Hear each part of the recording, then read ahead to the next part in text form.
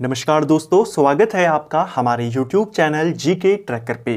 देखिए फ्रेंड, आज के वीडियो में हम बात करेंगे जो हमारी एक सीरीज है टॉप जीके एमसीक्यू सीरीज। इस सीरीज में आपको जीके के प्रीवियस ईयर क्वेश्चन यहां पर देखने को मिलते हैं। ऐसे क्वेश्चन जो आपसे अलग अलग किसी न किसी एग्जाम में पूछे गए हैं, उनको हम यहां पर पूरी डिटेल के साथ, पूरी एक्सप्लेनेशन के साथ, एनसीईआरटी के फैक्ट के साथ यहां पे कवर करते हैं, जिससे आपके जो जीके के प्रीवियस ईयर क्वेश्चन हैं वो भी कवर हो जाए। किस टाइप के क्वेश्चन आपसे बनते हैं उसका आइडिया आपको मिल जाए और एक्स्ट्रा फैक्ट के माध्यम से आपका रिवीजन भी यहां पर हो जाए। ये हमारी इस सीरीज की 217वीं क्लास है। अगर आपने इससे पहले की क्लासेस को नहीं देखा है या फिर इस सीरीज के ऊपर जो हमारी 6 मास्टर वीडियोस बनी हैं उनको नहीं देखा है, प्लेलिस्ट से आप उनको देख सकते हैं। तो चलिए दोस्तों, आज की वीडियो को शुरू करते हैं।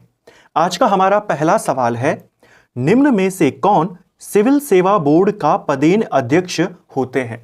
देखिए, सिविल सेवा बोर्ड का जो पदेन अध्यक्ष होता है वो कैबिनेट सचिव होता है। ऑप्शन डी हमारा सही आंसर हो जाएगा।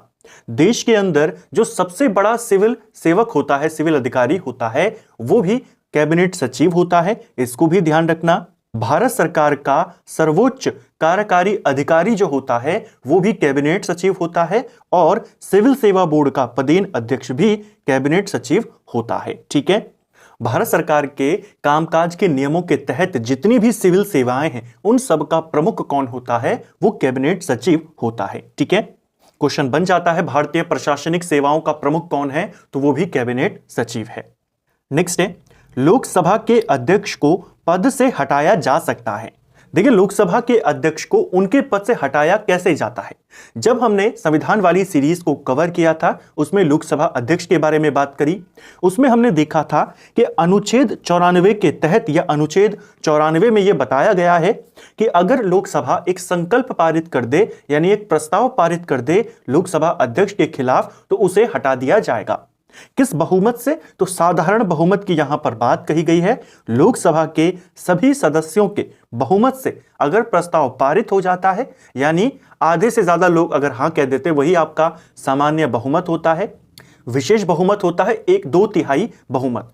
तो सभी सदस्यों के बहुमत यानी साधारण बहुमत से अगर कोई प्रस्ताव लोकसभा में पारित हो जाता है लोकसभा अध्यक्ष के खिलाफ, तो उसे पद से हटाया जा सकता है। तो इस प्रश्न का सही आंसर क्या होगा? ऑप्शन डी हमारा सही उत्तर हो जाएगा। ठीक है, ऐसे क्वेश्चन, थ्योरी वाला क्वेश्चन आपसे बन जाता है, खासकर कॉन्स्टिट्यूशन को लेकर के।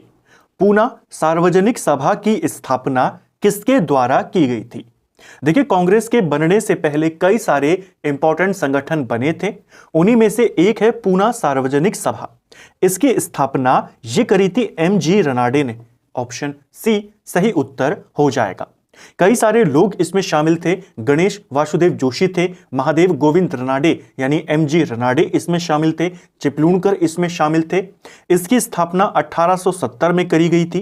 काफी जगहों पर 1867 भी दिया गया है, लेकिन अब काफी ज्यादा आपको 1870 ही देखने को मिलेगा। आपने दोनों को ध्यान रखना है, लेकिन पहला रेफरेंस 1870 को ही देना है। ठीक है, इसे एमजी रनाडे के नेतृत्व में ही बनाया गया था, पूना सार्वजनिक सभा। नेक्स्ट है, विजयनगर साम्राज्य की वित्तीय व्यवस्था की मुख्य विशेषता क्या थी? यानी जो विजयनगर साम्राज्य थे उनकी जो वित्तीय व्यवस्था थी उसमें सबसे महत्वपूर्ण चीज क्या थी, यानी उनकी आय का महत्वपूर्ण स्रोत क्या था? तो जैसे दूसरे साम्राज्यों में था, आय का जो सबसे इंपॉर्टेंट स्रोत होता है वो भूमि कर होता है, यानी भू राजस्व होता है। वही इनकी भी विशेषता थी, लेकिन क्वेश्चन थोड़ा अलग तरीके से पूछा गया था। सही आंसर क्या हो जाएगा? ऑप्शन सी हमारा सही आंसर हो जाएगा। विजयनगर साम्राज्य में भी जैसे दूसरे साम्राज्यों में होता था, अलग अलग टैक्स लिए जाते थे। जैसे आपसे संपत्ति कर लिया जाएगा, उद्योग कर लिया जाएगा, सामाजिक कर लिया जाएगा, सामुदायिक कर लिया जाएगा, ऐसा ही भू राजस्व भी लिया जाता था। भू राजस्व उनका सबसे महत्वपूर्ण था, सबसे महत्वपूर्ण स्रोत था उनकी आय का। ठीक है, उनकी कर व्यवस्था की हमने विजयनगर साम्राज्य वाले वीडियो में बात करी थी कि उनकी विजयनगर साम्राज्य की आय का जो सबसे बड़ा स्रोत था वो भू राजस्व था, यानी लगान था, जिसको शिष्ट कहा जाता था। इसको भी आपने ध्यान रखना है कि विजयनगर साम्राज्य में शिष्ट क्या था? यह भू राजस्व था। ठीक है, भू राजस्व से संबंधित जो विभाग उस समय था उसे 98वें विभाग कहा जाता था, इसको भी ध्यान रखेंगे। और भू राजस्व की जो दर होती थी उपज का 1/6 और 1/3 इसके बीच में लिया जाता था, ठीक है। अनाज के रूप में भी लिया जाता था और नगद के रूप में भी लिया जाता था। नेक्स्ट है, नीचे दिए गए घटनाएं और उसके तिथि का सही मिलान करें। नीचे यहां पर आपको 4 इंपॉर्टेंट घटनाएं दी गई हैं, रोलेट एक्ट, रोलेट सत्याग्रह, कांग्रेस का अमृतसर अधिवेशन और जलियांवाला बाग हत्याकांड। चलिए देखते हैं, इनकी तिथि के साथ आपने इसे मिलान करना है। सबसे पहले आपका रोलेट एक्ट आएगा, यह रोलेट सत्याग्रह होगा। जाहिर सी बात है, सबसे पहले आपका रोलेट एक्ट आएगा। जलियांवाला बाग हत्याकांड आप सभी जानते हैं 13 अप्रैल 1919 में यह घटित हुआ था। तो इससे पहले आपकी ये दोनों घटनाएं घटित होंगी। 13 अप्रैल से पहले की 2 डेट्स यहां पर हैं। सबसे पहले रोलेट एक्ट आएगा, यानी रोलेट एक्ट आपका 19 मार्च 1919 में आया। तो इस तरीके से एलिमिनेट करके भी आप आंसर तक पहुंच सकते हैं। रोलेट एक्ट 19 मार्च 1919 को आया। उसके बाद रोलेट सत्याग्रह 6 अप्रैल 1919 से शुरू हुआ, जब महात्मा गांधी ने देशव्यापी हड़ताल करवाई थी। उसके बाद 13 अप्रैल को जलियांवाला बाग हत्याकांड हुआ और फिर दिसंबर में 27 दिसंबर से कांग्रेस का अमृतसर अधिवेशन हुआ। तो पहले का आंसर आपका 1 है, दूसरे का आंसर आपका 2 है, तीसरे का आंसर 4 है और चौथे का आंसर 3 है। 1, 2, 4, 3 हमारा सही विकल्प यहां पर हो जाएगा, ठीक है। रोलेट एक्ट के बारे में भी हमने कई बार बात करी है। 1917 में एक कमेटी बनाई जाती है सिडनी रोलेट की अध्यक्षता में, जिसका उद्देश्य था कि भारत में जो क्रांतिकारी गतिविधियां बढ़ रही हैं उनको कैसा रोका जाए। 1917 में यह कमेटी बनती है, अध्यक्ष था सिडनी रोलेट, और उसी कमेटी की जो सिफारिशें थी या जो रिपोर्ट थी वो अप्रैल 1918 में आती है। उन्हीं सिफारिशों पर एक एक्ट बनाया गया जिसे रोलेट एक्ट कहा गया, ठीक है। रोलेट एक्ट आपका मार्च 1919 में पारित हुआ। 19 मार्च 1919 से इसे लागू कर दिया गया। रोलेट एक्ट का जो पूरा नाम था, जो सही नाम था, वो था the anarchical and revolutionary criminal act 1919, ठीक है, जिसमें यह प्रावधान किया गया था कि अगर किसी व्यक्ति पर राजद्रोह की शंका भी होती है, डाउट भी होता है कि यह करेगा विद्रोह, तो उसको गिरफ्तार कर लिया जाएगा। गिरफ्तार वाले व्यक्ति को न वकील मिलेगा, न उसे अपील करने का मौका मिलेगा, न उसे अपनी बात रखने को मिलेगा, जिसे बिना अपील, बिना वकील, बिना दलील का कानून कहा गया, ठीक है। नेक्स्ट है, भारत की विदेश नीति का गुजराल सिद्धांत किस प्रधानमंत्री के काल के प्रतिपादित में किया गया। यानी भारतीय विदेश नीति से संबंधित है एक गुजराल सिद्धांत। यह पेपर में आपसे पूछा गया है। यह सिद्धांत किसके काल में आया। आई के गुजराल भारत के प्रधानमंत्री रहे थे, लेकिन उनके काल में नहीं, जब ये भारत के विदेश मंत्री थे तब उन्होंने एक थ्योरी दी जिसे गुजराल सिद्धांत कहते हैं। सवाल बनेगा इसका संबंध किससे है, तो यह विदेश नीति से संबंधित है।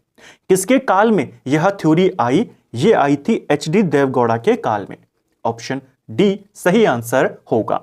देखिए, जो इंद्र कुमार गुजराल थे, भारत के प्रधानमंत्री रहे 1997 से लेकर 1998 के बीच में। ये भारत के 12वें प्रधानमंत्री थे, लेकिन उनसे पहले एचडी देवगौड़ा भारत के प्रधानमंत्री थे।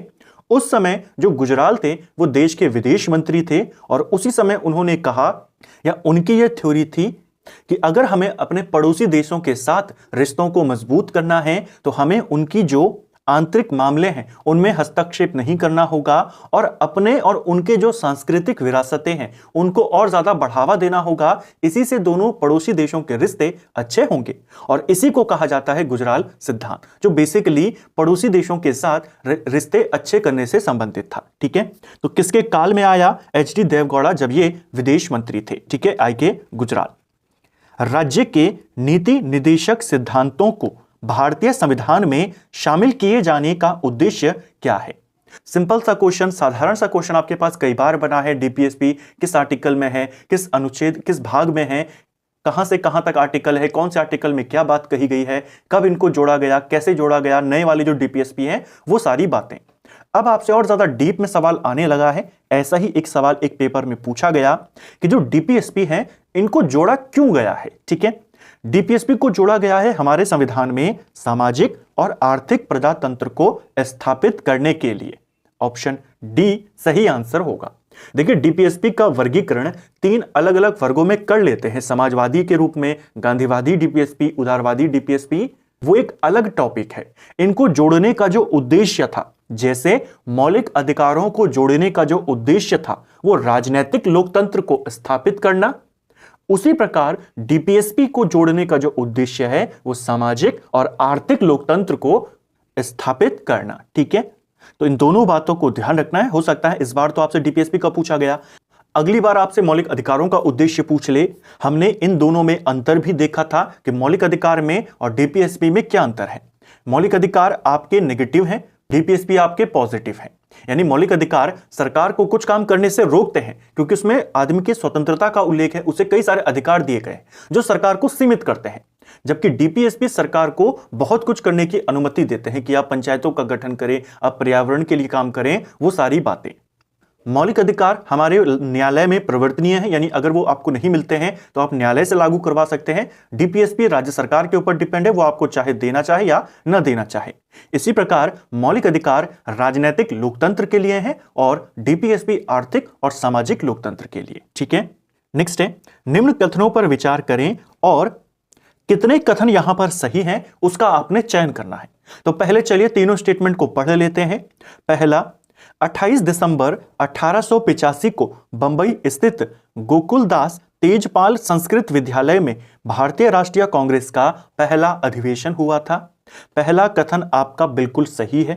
28 दिसंबर 1885 को कांग्रेस की स्थापना हुई थी और यहीं पर उनका पहला अधिवेशन भी हुआ था। ठीक है, पहला अधिवेशन बंबई में ही हुआ था, गोकुलदास तेजपाल संस्कृत विद्यालय में। ठीक है, किसकी अध्यक्षता में? व्योमेश चंद्र बनर्जी, जिनको WC बनर्जी लिखा जाता है शॉर्ट में, उनकी अध्यक्षता में।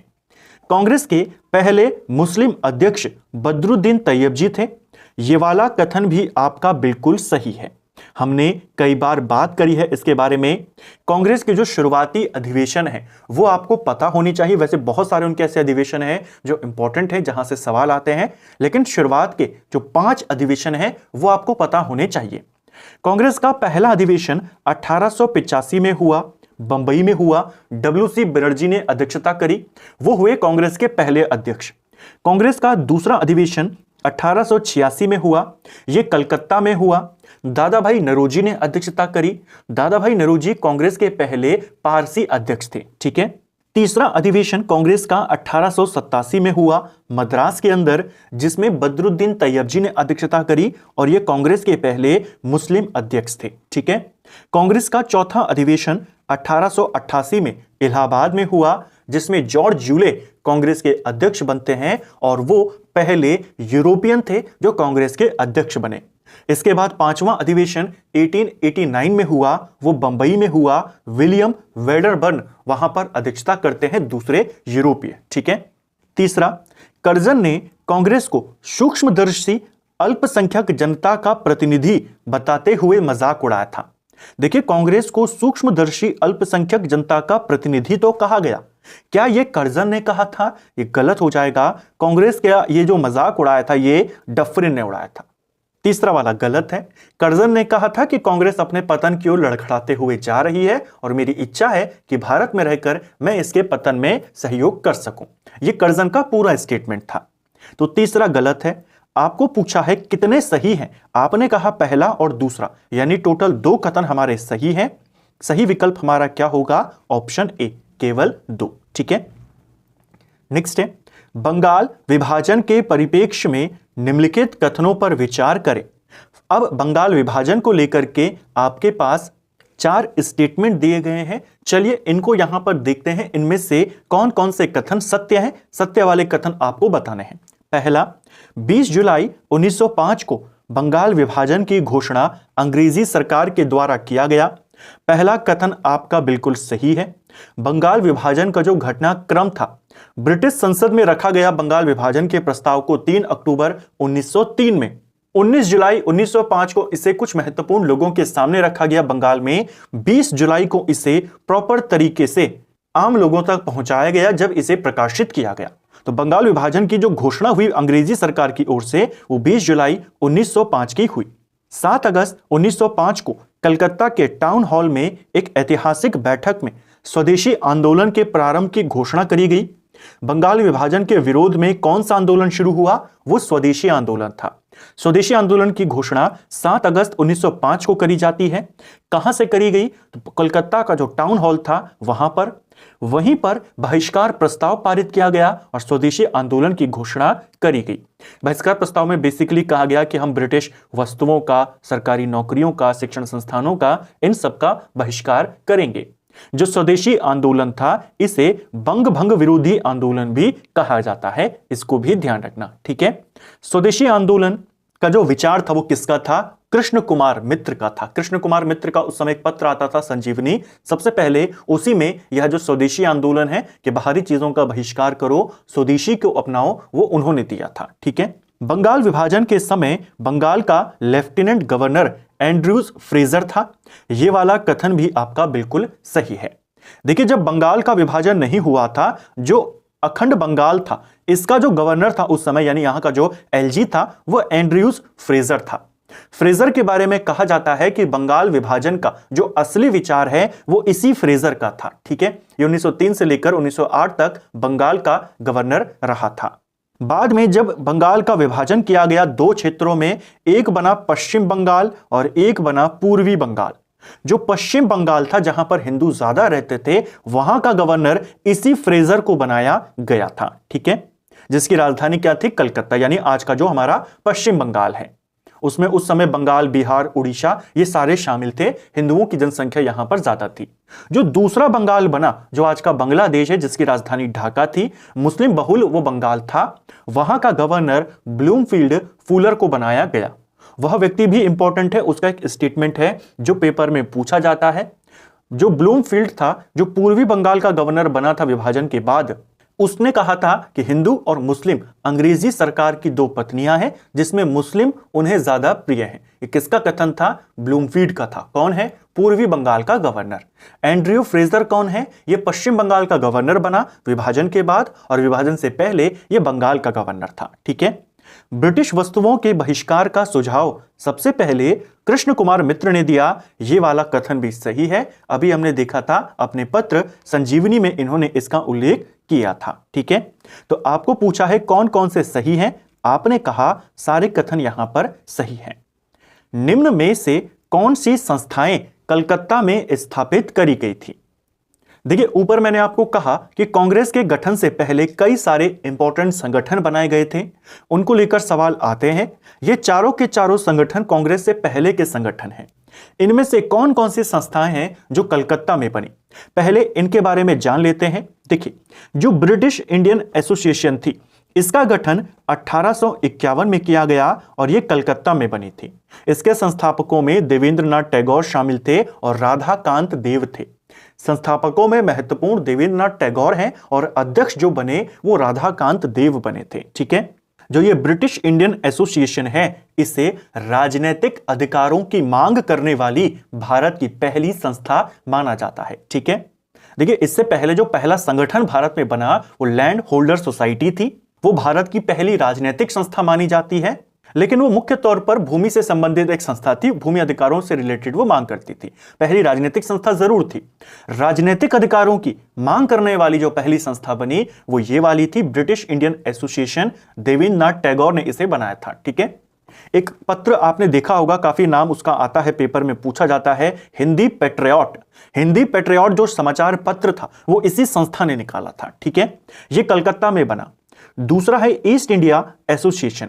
जो ईस्ट इंडिया एसोसिएशन है ये 1866 में बना था और इसका गठन लंदन में किया गया था। ये कहां पर बनी थी? ये आपके लंदन के अंदर बनी थी। दादा भाई नौरोजी ने इसे बनाया था। तो सेकंड वाला तो एलिमिनेट हो गया, ये लंदन में बनी है। तीसरी है इंडियन लीग। इंडियन लीग की स्थापना 1875 में हुई, कलकत्ता में बनी थी। शिशिर कुमार घोष ने इसे बनाया था। और इंडियन एसोसिएशन की बात करें, भारत संघ के नाम से जाना जाता है। 1876 में कलकत्ता में सुरेंद्रनाथ बनर्जी और आनंद मोहन बोस, इन दोनों ने इसे बनाया था, ठीक है। इसी इंडियन एसोसिएशन को कांग्रेस की पूर्ववर्ती संस्था के नाम से जाना जाता है, ठीक है। सारी ही कांग्रेस की पूर्ववर्ती हैं, लेकिन प्रमुख उसमें कौन है? ये वाली, ये भी कलकत्ता में बनी। तो केवल सेकंड वाले को छोड़कर बाकी तीनों संगठन कलकत्ता में बने। तो जहां जहां पर सेकंड है वो आपका एलिमिनेट हो गया। ऑप्शन सी आपका सही आंसर होगा। ठीक है, जो इंडियन एसोसिएशन है इसका गठन हुआ है 1876। सवाल आता है इसका कांग्रेस में विलय कब हुआ? तो 10 साल के बाद 1886 में इसका विलय कांग्रेस में हुआ। निम्नलिखित में से वह कौन सी मृदा है जो लोहे की अधिकता होने के कारण अनुउर्वर होती जाती है या हो जाती है? तो ऐसी मिट्टी जिसमें लोहे की मात्रा जितनी ज्यादा होगी वो आपकी अनुउर्वर होती जाएगी, यह मिट्टी है लेटराइट मिट्टी। ऑप्शन बी सही आंसर हो जाएगा। ठीक है, जो लेटराइट मिट्टी होती है इसमें एल्यूमिनियम की, लोहे की मात्रा काफी ज्यादा पाई जाती है। अम्लीय प्रकार की भी यह मिट्टी होती है। चाय बागानों में ज्यादातर इसी मिट्टी का इस्तेमाल होता है। सवाल आता है चाय के लिए, कॉफी के लिए या बागानी कृषि के लिए कौन सी मिट्टी उपयुक्त है? तो अम्लीय मिट्टी, जो अम्लीय होती है। और अम्लीय मिट्टी, एसिडिक मिट्टी कौन है? वो लेटराइट मिट्टी है। इसमें लोहे की भी प्रमुखता है, जैसे जैसे लोहा बढ़ता जाएगा ये उतनी ही अनुर्वर होती रहती है। ऑप्शन बी सही आंसर होगा। नेक्स्ट है, भारत में पाई जाने वाली निम्नलिखित में से कौन सी मृदा कपास उत्पादन के लिए संबंधित है? यह कपास उत्पादन से संबंधित है। देखिए, भारत की मिट्टियों के बारे में हमने इंडियन ज्योग्राफी वाली वीडियो में डिटेल से बात करी थी, जब हमने भारत की मृदाओं के बारे में जाना। काली मिट्टी की बात करें, काली मिट्टी को लेकर सबसे ज्यादा सवाल आते हैं। काली मिट्टी को काली कपास की मिट्टी कहते हैं। अगर आपको वो नाम पता है कि किस मिट्टी को कपासी मिट्टी कहते हैं तो काली मिट्टी को, तो सीधा आप आंसर करेंगे काली मिट्टी इसका सही आंसर है। काली मिट्टी को रेगूर मिट्टी भी कहते हैं, लावा मिट्टी भी कहते हैं और काली कपासी मिट्टी भी कहते हैं। कपासी मिट्टी इसलिए कहते हैं क्योंकि यह कपास के लिए सबसे ज्यादा उत्तम मानी जाती है। ठीक है, नेक्स्ट है, निम्नलिखित में से किस अनुच्छेद का संबंध नगर पालिकाओं में आरक्षण से है? ऐसे वाले क्वेश्चन बहुत सारे पेपरों में अब आने लगे हैं, हमने कई बार कवर भी किया है। आरक्षण नगर पालिकाओं में भी है, पंचायतों में भी है। नगर पालिकाओं में किस आर्टिकल में आरक्षण की बात कही गई है? आरक्षण कहा गया है 243 टी के अंदर। ऑप्शन डी हमारा सही आंसर होगा। हिंदी में इसे 243 न लिखा जाता है, इसी में कहा गया है कि नगर पालिकाओं में आरक्षण होगा। ठीक है, एससी के लिए होगा, एसटी के लिए होगा, महिलाओं के लिए भी आरक्षण देना होगा। नेक्स्ट है, राष्ट्रपति की शपथ का प्रारूप किसमें दिया गया है? देखिए, राष्ट्रपति अपने पद की जो शपथ लेते हैं, भारत के मुख्य न्यायाधीश उन्हें शपथ दिलाते हैं, उनकी शपथ का उल्लेख अनुच्छेद 60 में है। ऑप्शन बी हमारा सही आंसर होगा। देखिए, जो इंपॉर्टेंट अधिकारी हैं, इंपॉर्टेंट पद अधिकारी हैं, जैसे केंद्र के मंत्री हैं, संसद विधानसभाओं के जो सदस्य हैं, हाई कोर्ट, सुप्रीम कोर्ट, उनके जो जजेस हैं, हमारे जो सीएजी हैं, उन सब की शपथ जो है वो अनुसूची 3 में है। लेकिन राष्ट्रपति की शपथ, उपराष्ट्रपति की शपथ, इनके लिए अलग से आर्टिकल है। जैसे राष्ट्रपति के लिए आपका आर्टिकल 60 आता है। पृथक राष्ट्रीय अनुसूचित जाति आयोग किस वर्ष अस्तित्व में आया था? देखिए, राष्ट्रीय अनुसूचित जाति आयोग की अगर हम बात करते हैं, इसका उल्लेख किस आर्टिकल में है? इसका उल्लेख आर्टिकल 338 में है। अब इसका उल्लेख आर्टिकल में है यानी संविधान में है, यानी ये क्या है? जो ये आयोग है राष्ट्रीय अनुसूचित जाति आयोग, यह एक संवैधानिक आयोग है। ठीक है, कुछ इंपॉर्टेंट वर्ष हैं इसको लेकर के जो आपको एग्जाम में कंफ्यूज कर सकते हैं। यहां पर आपका सारा डाउट क्लियर हो जाएगा। पहले आप 3 इंपॉर्टेंट वर्षों को याद कर लीजिए। पहला इंपॉर्टेंट वर्ष है 1978, दूसरा इंपॉर्टेंट वर्ष है 1987 और तीसरा इंपॉर्टेंट वर्ष है 2004। ठीक है, 1978 में क्या हुआ? 1978 में कैबिनेट ने एक प्रस्ताव पारित किया और एससी और एसटी के लिए एक आयोग की स्थापना कर दी। ठीक है, तो आयोग आपका बन गया है 78 में। 1987 में क्या हुआ? 1987 में जो ये अनुसूचित जाति और जनजाति आयोग था, जिसमें एक विशेष अधिकारी होता था, इसका नाम बदल करके राष्ट्रीय अनुसूचित जाति एवं जनजातीय आयोग इसे कर दिया गया। वो हुआ 1987 में। इसके बाद इसी बीच में एक और वर्ष जोड़ लीजिए, 1990 में 65वां संशोधन किया गया संविधान में और यह व्यवस्था करी गई कि कोई एक विशेष अधिकारी इसमें नहीं होगा, एक बहुसदस्यीय आयोग होगा। ठीक है, इसके बाद 89वां संशोधन किया जाता है, 89वां, यह 2003 में हुआ और जो ये राष्ट्रीय अनुसूचित जाति जनजातीय आयोग था, इसको 2 भागों में बांट दिया गया। एक बना आपका अनुसूचित जाति आयोग और एक बना अनुसूचित जनजातीय आयोग। ये कब हुआ? 2003 के 89वें वाले संशोधन के तहत। 2004 से दोनों आयोग स्वतंत्र रूप से अस्तित्व में आ गए। तो आयोग पहले से बना हुआ था स्वतंत्र रूप से या अलग रूप से, पृथक रूप से, ये कब आया? 2004 में। ऑप्शन सी हमारा सही आंसर हो जाएगा। ठीक है। सातवाहन वंश के संबंध में निम्नलिखित कथनों में कौन सा असत्य है? सातवाहनों को लेकर के आपको दो स्टेटमेंट दिए हैं, चलिए देखते हैं कौन सा वाला गलत है। पहला, इस वंश की स्थापना शिमुक ने शुंग वंश के शासक सुशर्मन की हत्या करके करी थी। देखिए पहला कथन जो है वो आधा सही है। इस वंश का संस्थापक शिमुक ही था, सातवाहन वंश का, उसने सुशर्मन को ही मारा था। लेकिन जो सुशर्मन था वो शुंग वंश का नहीं था, वो कण्व वंश का था। यानी पहला कथन आपका गलत हो गया, सही नहीं है वो पूरी तरीके से। दूसरा, नानाघाट पुणे अभिलेख सातवाहन नरेश हाल से संबंधित है, यह भी गलत हो जाएगा। जो नानाघाट और पुणे अभिलेख है ये सातवाहनों का ही है, लेकिन सातवाहनों का जो प्रमुख राजा था गौतमीपुत्र सातकर्णी जिसको कहते हैं, उसका अभिलेख है। ठीक है। आपको पूछा है गलत वाला कौन सा है, आपने कहा पहला और दूसरा दोनों गलत है। नेक्स्ट है, इल्तुतमिश के संदर्भ में निम्न में से कौन सा कथन सही है? अब इल्तुतमिश को लेकर के आपके पास दो स्टेटमेंट है, चलिए देखते हैं कौन सा वाला सही है। पहला, इल्तुतमिश ने तांबे का तका और चांदी का जीतल प्रचलित करवाया था। पहला वाला कथन आपका गलत हो जाएगा। इल्तुतमिश चांदी का टका चलाया था और तांबे का जीतल चलाया था, तो ये उल्टा लिखा गया था एग्जामिनर के द्वारा। तांबे का उसने क्या चलाया था? जीतल, और चांदी का चलाया था टका। ठीक है, जो टका होता था वो चांदी का होता था। तो पहला कथन गलत है। इल्तुतमिश पहला तुर्क शासक था जिसने शुद्ध अरबी सिक्के चलवाए। सेकंड वाला कथन आपका सही है। दिल्ली सल्तनत वाले वीडियो में हमने जाना था शुद्ध अरबी सिक्के जारी करने वाला जो पहला सुल्तान था वो इल्तुतमिश था। ठीक है। इसने चांदी का टका जारी किया, तांबे का जीतल जारी किया, इसने दिल्ली के अंदर टकसाल का निर्माण भी करवाया, इसको भी ध्यान रखेंगे। सिक्कों के ऊपर टकसाल का नाम लिखने की जो परंपरा शुरू हुई वो भी इसी ने शुरू करी। और जब इसने ग्वालियर को जीत लिया था तो अपने सिक्कों पर इसने रजिया का नाम भी अंकित करवाया था। ठीक है। आपको पूछा है सही कौन सा है, सेकंड वाला कथन आपका सही है। निम्न में से कौन सा एक विशिष्टता इक्ता व्यवस्था की नहीं है? देखिए इक्ता व्यवस्था को लेकर के अब आपके पास चार स्टेटमेंट हैं, इनमें से कौन सा कथन सही नहीं है या कौन सी विशेषता इक्ता व्यवस्था की नहीं है, चलिए देखते हैं। इक्ता प्रथा की अगर हम बात करते हैं, पहले इसको समझ लेते हैं। इक्ता प्रथा, इक्ता का मतलब होता है भूमि, भूमि दान में देना, भूमि अपने अधिकारियों को देना। ठीक है। इक्ता प्रथा को इल्तुतमिश ने शुरू किया था और अलाउद्दीन ने इसे बंद किया था, क्योंकि हम जानते हैं अलाउद्दीन ने क्या किया था, भूमि के बदले नगद वेतन की उसने शुरुआत करी थी। तो इल्तुतमिश ने इक्ता प्रथा को शुरू किया और अलाउद्दीन ने इसे बंद कर दिया। अब इससे रिलेटेड चार स्टेटमेंट है, चलिए देखते हैं। इक्ता एक राजस्व एकत्रित करने की व्यवस्था थी, पहला कथन आपका बिल्कुल सही हो जाएगा। ठीक है। बेसिकली भूमि अलग अलग अधिकारियों को बांट दी जाती, उनको सौंप दी जाती, उस भूमि से फिर जो आय होती, जिसकी वो भूमि है उसका वेतन उसी से मिलता, उसके अधीन अगर कुछ लोग काम करते हैं तो वो भी उनका वेतन उसी से देता। ठीक है। जिनको ये भूमि दी जाती थी, यानी जिसको इक्ता भूमि मिलती थी, उसे इक्तादार कहते थे, उसे मुक्ति कहते थे, वली कहते थे, नायब कहते थे। ठीक है। सियासतनामा इक्ता व्यवस्था की जानकारी का प्रमुख स्रोत है, ये वाला कथन भी आपका सही है। इक्ता से एकत्रित राजस्व सीधा सुल्तान के खाते में जाता था, यह वाला कथन आपका गलत हो जाएगा। इक्ता यानी जो भूमि दी गई है अधिकारी को, उसका वेतन कहां जाता था? उस व्यक्ति के खुद के वेतन में जाता था, उसका जो राजस्व है उससे उसे अपनी तनख्वाह मिलती थी और उसके अधीन अगर कोई कर्मचारी है तो उनको मिलता था।